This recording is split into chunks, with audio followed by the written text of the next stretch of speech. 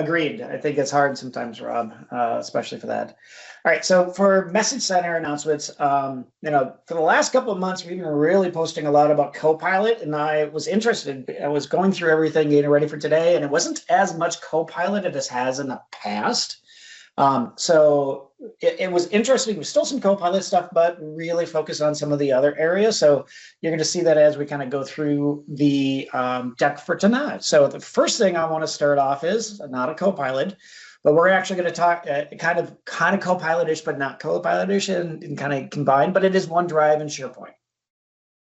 So you have a Copilot license, and this has to be a paid license. And you go into, and you're using File Viewer inside OneDrive or SharePoint, right? So you're going to actually see now Copilot button is going to be on the bottom right-hand corner of that file preview. So that will actually allow you to be able to get some, depending upon the type of file that you have, it's going to have some prompts already built in there. Or if you just want to go and actually just ask a question separate of that, you can do that, but built right into that file previewer versus having to go into, M365 Copilot Chat or the app to be able to ask that question. So right there at the context where you need it, it's very similar to what you're going to start seeing in the apps, Word, Excel, PowerPoint, and so on and so forth. So again, it's for those paid licenses, for Copilot licenses. On the SharePoint side specifically, there's actually a new permissions report, which is going to help you with your overall data governance. Yes, as you're moving to maybe doing more with Copilot, but it's also in general, right? So being able to just keep your SharePoint environment in tip-top shape, right? So in this particular one coming out here, it's already started in December, but it's going to be going here through mid-January. And as a SharePoint admin, you're going to be able to go into the SharePoint admin console and be able to see a new permissions report that's going to help, right? It's found under the data governance or access governance section. And it allows you to be able to target a particular site or even see users across all sites if needed.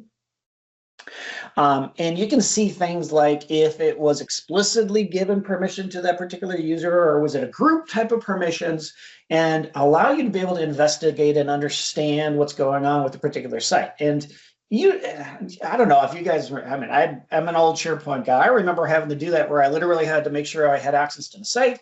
I had to go through the site. It was sometimes a pain to be able to really figure out the permissions on that side. Being able to bring that into the SharePoint admin console, so much nicer. Just make sure you let your admins know that this is a change in there. And then again, it should be helping you with your Copilot, as you're moving forward with Copilot, or you're just keeping and maintaining your SharePoint sites overall. All right, let's jump to Teams. And there was a couple different ones in Teams that I thought were really interesting. Number one, starting here in late January, going to mid-February, we're going to be able to have more tools for troubleshooting your meetings and calls. And the nice thing about it is it's going to do things like automatically identify the issue, right? And even make recommendations for you to be able to then get that rectified. Maybe it's an issue that it's not just affecting one person, it could be affecting multiple people, those types of things. So in here, there's going to be a couple pieces to that. Automatic issue identification, right? What is going on? What's that root cause for that? And then how many people are affected? Some details, more details about your participants that happen to be in that meeting, right? So you're going to see more ability to be able to see easier the devices and the network setup and what was going on in that particular meeting, and even real-time data as necessary. And then the search is going to be just so much easier. So if I know that meeting code, it's easier to be able to get into that meeting ID and find it, or maybe it's a timestamp. I need to find it within that. It's just going to be easier for you to wade through all that information overall. And it is going to be also for those who have Copilot, and even able to Copilot for admins piece, part of that whole ability to use Copilot to ask questions about issues within your organization. So this is a big one. I think this is going to be one of those that's going to help you overall, especially on your team side of things, to be able to keep your environment up and going smoothly. Again, on the IT admin side, but also just the experience side of things. I've had many customers who have been asking me, can I customize that banner that pops up when I am recording or doing transcripts within a Teams meeting, right? And up until this release, we haven't been able to do that. Now, starting here for Worldwide and GCC, early January to late January, we are going to get that capability to do it. And as you see in the screenshot in here in Admin Center, you're going to be able to then set up what you want to have. So when they click on that link, it's going to take them to another window, and that's where the information is going to be specifically. So you can customize that message and adding a privacy link inside that to be able to do more with it, right? So it does give you a little bit more context. Keep in mind though, 200 character limit. You can put strings in there to be able to do a hyperlink of that for more information as necessary. But again, just one of those things that's been one of those things that I've had customers asking me for years about being able to customize that as it came out. Another thing that I found was like, oh, finally, yes, good. Private channels have not had a good ability to be able to have apps, a wide variety of apps, maybe a couple different apps.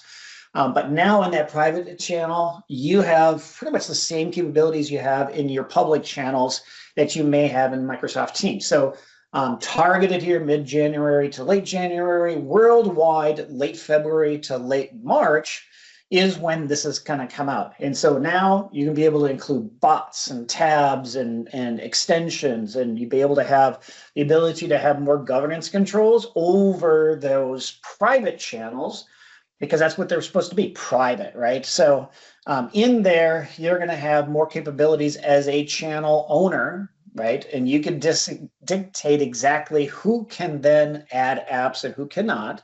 And explicitly, one thing to keep in mind is because it is a private channel, it's kind of not necessarily related to the overall team itself. Well, specifically for this, if an app gets added to the overall team, it's definitely not going to get added to that private channel. You have to add it explicitly. So keep that in mind. Again, this is one of those things you want to let people know that this is happening. And if they've been using private channels for a while, this is going to be a great upgrade for them. All right, so there's a couple more Teams related ones that I thought were really interesting. I thought you should know about. Number one, already available, enhancements to those who are utilizing Interpreter. And this actually carries over into multilingual meeting experience in general. We're talking about being able to do live captions and transcript as well. One of the issues that I've seen with a lot of meetings that I've been in or from my customers is the fact that you have to manually say, hey, what is the spoken language for this particular meeting that we're doing?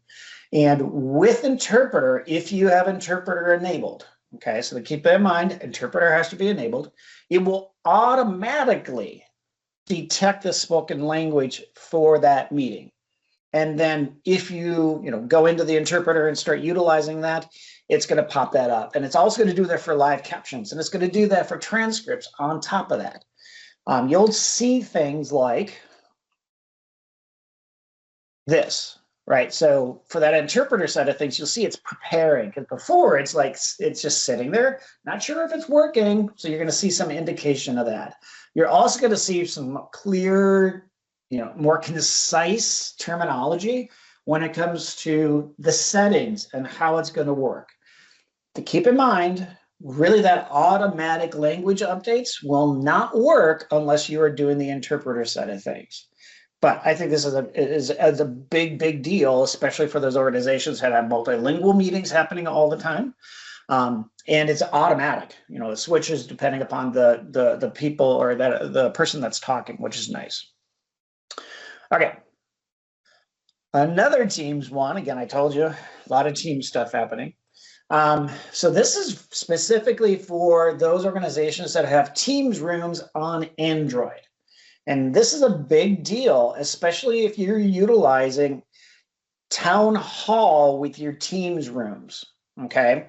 So if I have Town Hall meeting, right, an event, and I have that Teams room logged in and part of that is a presenter, a couple of things are going to happen. Number one, the front of the room display is automatically going to do attendee view. And that was a big ask from a lot of my customers when I was focusing on Teams rooms, is that, hey, I just want that, you know, hey, what is the attendee view going to be? And I want that here. However, I want the council to be able to allow me to be able to be a presenter for this particular event that I'm doing. And that's exactly what's going to happen. The council that you have on the table in front of you is going to be able to do green room, is going to be able to do backstage stuff and backstage chat and offstage management capabilities for that particular meeting that a presenter would normally do. And as that council, on that council, I could even swap if I wanted to, right? So I could switch the front of the room if I needed to be presenter view versus attendee view. So giving you a lot more capability with that, that Teams Room Android that you may have already. Anytime you're talking about this type of capability, you always need to have that Teams Room Pro license in place to be able to actually do things. But keep that in mind, this is coming here early February to those who have those Teams rooms on Android capabilities. All right, another Teams thing that's happening here, it's already starting, by the way. It started in mid-November. You may see this already in your tenant. It's going to be ending up here in mid-February for worldwide, and then GCC, GCH, and DoD late November is when it's going to happen. But that jump menu, so when you right-click or command-click onto that icon, you are going to get, it's going to change. You're still going to get status, but you're going to get some other things that were, you know, not there before, right? So number one, schedule a meeting and start a new chat are going to be in there automatically. The quit option, by the way, got removed, and it's just in the system tray. And we actually had a lot of people complain about that because they were accidentally hitting the quit button and it was closing down Teams. Didn't want that to happen. I can also see upcoming meetings and join upcoming meetings. So you're seeing a screenshot here. You see those that are coming up here, right? And if I want to join that, I can join that meeting if I need to. So a lot of changes happening in the jump menu that you just need to keep in mind and let people know that that's happening so they can quickly get in and out.